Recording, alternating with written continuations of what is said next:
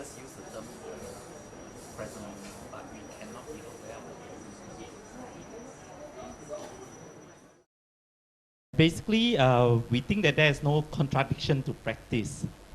When we say mindfulness of present moment, so when you say present moment, it's already past, right? So when you're mindful of something, then this something is already in the past, so it's no longer present moment. So it's also a remembering or recalling, even it's 1 second before that. So just like if we see the star, it may be 1 million years away, right? When the light reaches, it's already in the history. So we are actually watching history. We are not watching the present moment of the star. Okay, so we think that there is no contradiction. And the other thing is, our group is also say that in practice, when Sati means recalling, remembering, so basically we don't be like punish ourselves and say we are not mindful, right? Because if you are not mindful, then you mindful again. You recall again, say that you are not mindful. So in the end, you mindful again, right? So mindful Sati practice is just recall, right? Just recall what you are going on. So if you are not remembering, you just recall again to remember. So basically it turns into a process of remembering. The other thing that we discuss about this mindfulness is, we think that it's also when we say Sati is remembering, then it actually can reinforce our memory. So basically when say we want to remember, we don't want to forget where we put the key, so we mindful about our action, where we put our key and reinforce our memory, right? So that is what we discuss, and mainly our conclusion, we take Sati as a process. So we think that it's a process, it's connected and continuous of past into present moment. So it's a process of remembering. I think that's all from our group. Mindfulness is now a universal translation for the word Sati.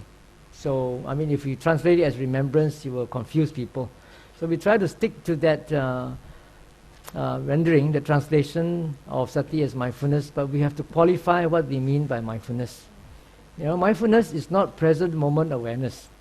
What is present moment awareness? Is actually your senses. Your senses are in the present. You can only see something that is right in front of you right now. Yeah, you can only hear when the vibrations hit your eardrums. You can only feel when something touches your body, your skin. That is in the present. But the awareness of hearing, the awareness of seeing, the awareness of a touch sensation, that comes immediately after it. That is actually, when you say you are mindful, it is the mind consciousness looking at what is happening to the senses. Yeah? And it's even more obvious when you look at your own thoughts. When you say that you are angry, you know, the anger has arisen first, and then you are right behind following it, and we are aware of the anger, right? So you are actually looking at the immediate past. Okay, so the Buddha was very specific when he used the word Sati. And the past can vary from the immediate past to a very distant past, many hundreds and thousands and aeons of lifetimes away. It is still using the same mental faculty of Sati. Right? But that's why in so many Buddhist terms, the Sati is found there.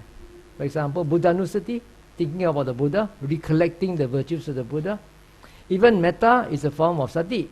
You know, if you remember Metta Sutta, Karaniya Metta Sutta, there's one line inside there which says, Etam satim aditeya brahmametam viharamidamahu.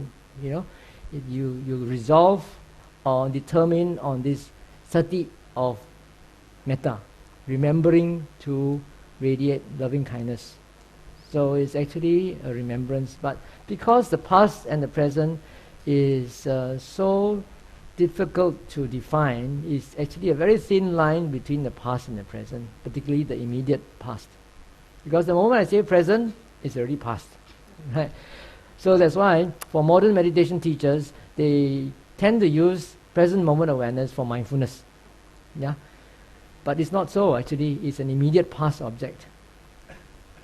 So if you restrict mindfulness to just the present moment awareness, that does not do justice to the word mindfulness, to the word sati, because it can cover a very wide range of applications, which we will talk about later in the course of our workshop.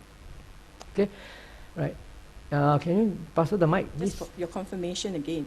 So present moment awareness is not sati. Okay, good question.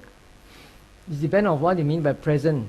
Yeah, if it's present moment means immediate past, then it is sati. How present can you be?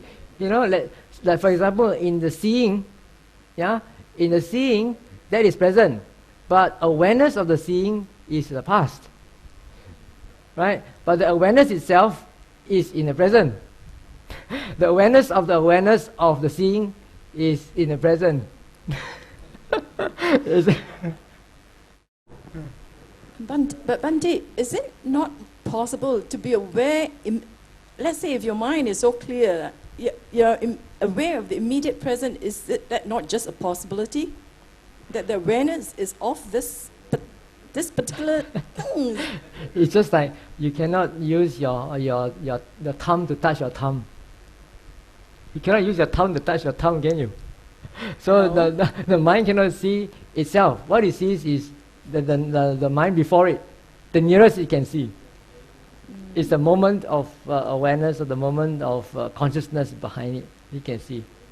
But let's say we are telling someone that present is the immediate past, then they say, why have a word called present? I mean, is that in the dictionary? Present is the immediate past. Can we get away with that?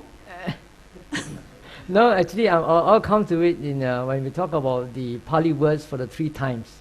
So in the course of my research and my teaching of mindfulness to people and through my own practice, I've located 4 aspects of mindfulness or sati that is very helpful for our practice and our understanding of sati.